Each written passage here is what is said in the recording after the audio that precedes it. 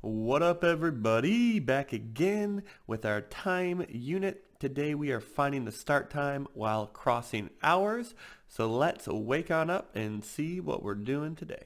Our objective today I will be able to find the start time when given the elapsed time and the end time while crossing over the hour. Again, so the difference between the third grade standard and the fourth grade standard is that you have to cross over hours when you do elapsed time questions. So let's take a look at some vocabulary in action.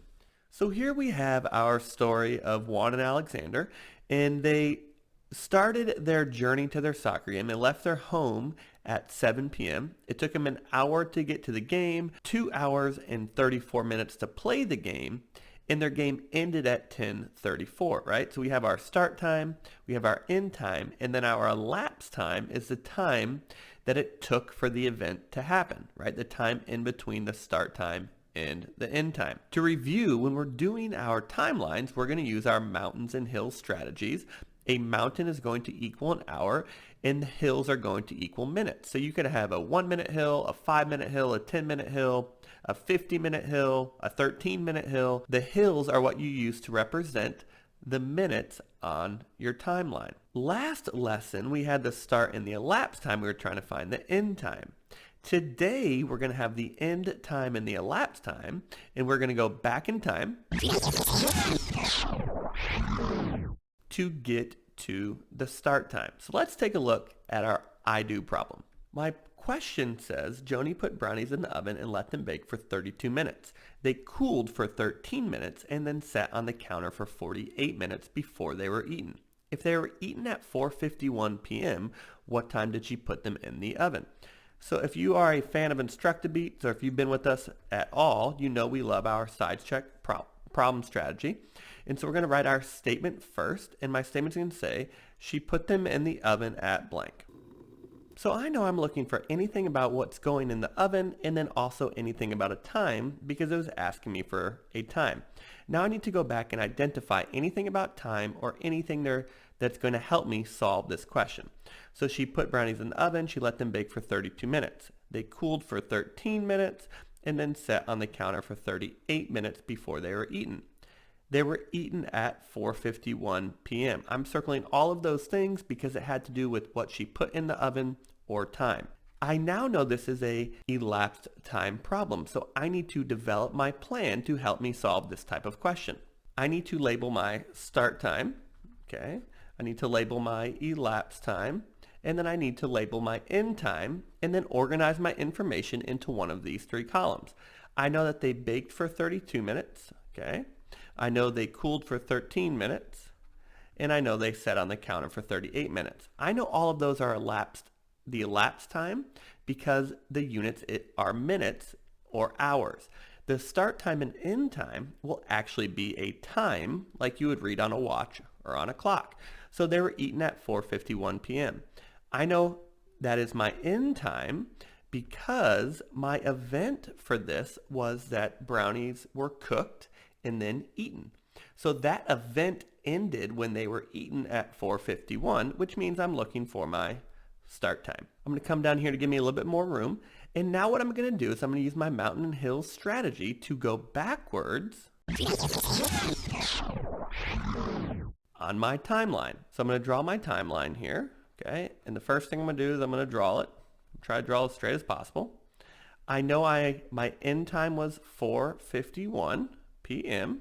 So I'll label that. And then the next thing I need to do is I need to add my total elapsed time. So that's going to be 5, right? That's going to be 13. Regroup your 1.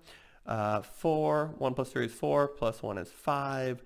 Plus 3 is 8. So I have 83 minutes of elapsed time. I know that 60 minutes are in an hour. So I'm going to decompose this into 1 hour.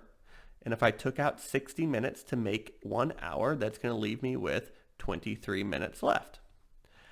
So my elapsed time is 1 hour and 23 minutes. It's important that you do that step and decompose it and take an hour out because that's actually going to help you on your number line. So the first thing I'm going to do is I'm going to take that hour and I'm going to make it into a mountain. Even though my mountain's a little crooked, that's okay, right? And 1 hour before 4:51 would be 3:51. As you put it on the number line, you want to keep track of your elapsed time left. So typically I would do this on another piece of paper, but I'm going to go ahead and write it down over here. And now that I have it there, what I'm going to do is I'm going to follow my steps. I always want to get to a friendly number, which is a multiple of 10. So I'm going to take a 1 minute hill and I'm going to go backwards to 3:50 p.m. Okay. And so now I'm just going to subtract 1 and I have 22 minutes left. Now that I'm at a friendly number that ends in a 0, I want to take the biggest chunk possible. So I'm going to take 20 minutes out. Okay, I'm going to go back in time 20 minutes. And if I have 50, subtract 20, that's going to take me to 3:30 p.m. So now I took my 20 out and I have 2 minutes of elapsed time left. So now I just go back 2 minutes and I'm going to write it down here. 30 minus 2 would be 3:28. And when I take away my 2, I have no elapsed time left, which means she put them in the oven at 3:28 p.m. Let's take a look at a we do problem. Okay, so let's do this one together. Obviously, this is a word problem, so I'm still going to write down my sides check strategy over here. And my statement's going to say they started school at blank. And so I know that I'm going to be looking for obviously anything about time, okay, and then anything that has to do with school or starting it. So the school day is 6 hours and 31 minutes long. I know this is going to be my elapsed time because again it's in hours and minutes and not just a time. They get dismissed, or in other words they leave at 2:20 p.m. and you want to know what time they started. So you know this is an elapsed time problem we just identified. So let's do our start, our elapsed, and our end time organization. I know that my elapsed time was 6 hours and 31 minutes. I know that they got dismissed at 2:20 p.m. and I'm going to make sure I write that neat so I don't think it's 2:26. And then I'm going to have my question mark over here at start. So now we need to solve this question using our mountains and hills strategy. So let me give myself some more room. Come down here. I'm going to write down my timeline. Okay, I'm going to make it nice and long because I know this is 6 hours. I'm going to do that right there. Okay, I'm going to go ahead and put my end time on there. That was 2:20 p.m. And then I know I have 6 hours. So what I'm going to do is I'm going to follow my mountains and hills strategy, and I'm going to put a couple of hours here. All right, so I'm going to have 1 hour mountain, and I'm going to do 2 right off the bat, so that's going to be 1 hour, 1 hour. So I'm taking away 2 hours, which leaves me with 4 hours and 31 minutes left, okay? If I take away 1 hour, that puts me at 1:20, and then if I take away another hour, that puts me at 12:20, and again we are still in PM because we haven't crossed over 12. Now if I do another one, okay, my clock is going to go past the 12. You know, I'm going back in time. If I take another hour, that takes me to 11:20 a.m. because I'm going back in time. I'm going from the afternoon back to the morning, okay? So I just took away another hour, which leaves me with 3 hours and 31 minutes. Now what I'm going to do is I'm just going to do all 3 hours at once, okay? And again, I'm going to draw the mountains, and I can do that. And if I had 11 and I went backwards 3, that's going to put me at 8:20 a.m. If you need to keep track of it every mountain you go back, please feel free and do that. My issue is because I'm on a computer screen, I'm going to run out of space to write the time, and I would rather be neat to be able to show you guys what to do. So if it helps you, if you can't do 11 minus 3 and get 8, don't worry about it. Go back one and then write 10:20. Go back another one, write 9:20, then write 8:20. Now I've gotten rid of all my hours. I have 31 minutes left, all right? So I'm actually going to take this elapsed time, and I'm going to give myself some more space. All right, if you noticed, I actually moved my timeline down a little bit, and then I made it a little bit longer because this is your timeline. If you messed up, if you made it too short, just erase the end of it and add on to it. It's a timeline. It goes on forever and ever and ever. You don't need to try to fit all your work in the timeline you originally drew if it was too short. So what I want to do now is I want to get to a friendly number. Okay, so I'm already at a friendly number of 20, but I'm going to go backwards 31. So I'm actually going to take a 20-minute hill first because that's a little bit easier for me to understand. And if I go backwards 20 minutes, I'm now going to be at 8 a.m.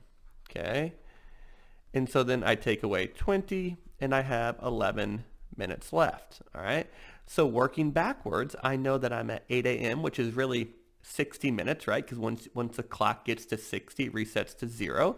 So if I take a 10-minute hill right here, that's going to take me to 7:50 a.m. Again, because I'm going backwards.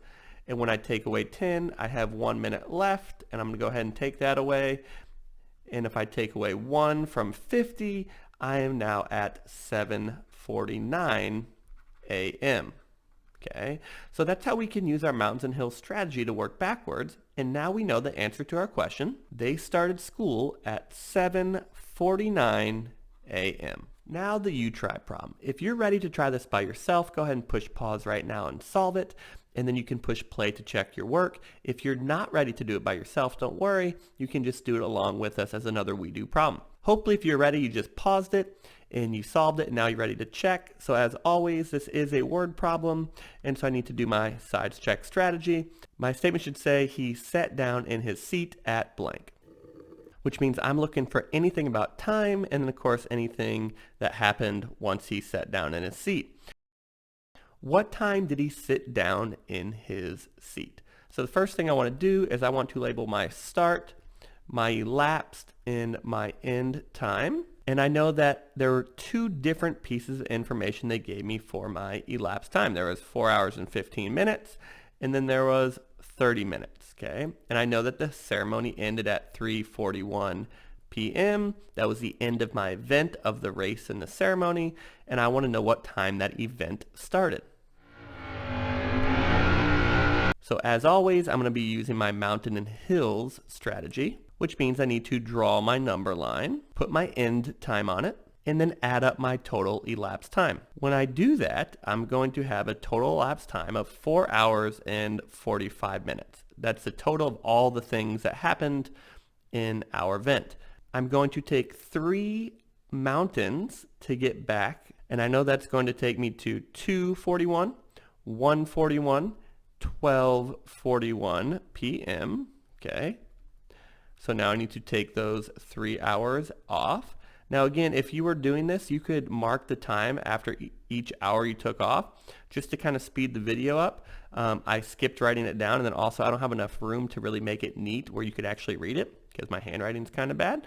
But you could definitely mark 2:41, 1:41, and then 12:41. So now I have another hour. I need to take that hour out. And I'm crossing over a 12 forward or backwards, which means I need to change either from AM to PM or from PM to AM, right? Whenever you cross 12, there's got to be a change in the notation of your time.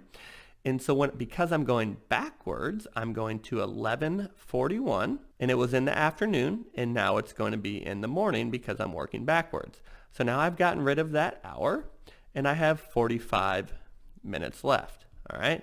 Now, I know my time left is more than the time I have on the clock, which means I'm going to be crossing an hour. So actually what I'm going to do is I'm going to take a hill of 41 minutes, okay, 41 minutes here, and that's going to take me to 11 o'clock a.m.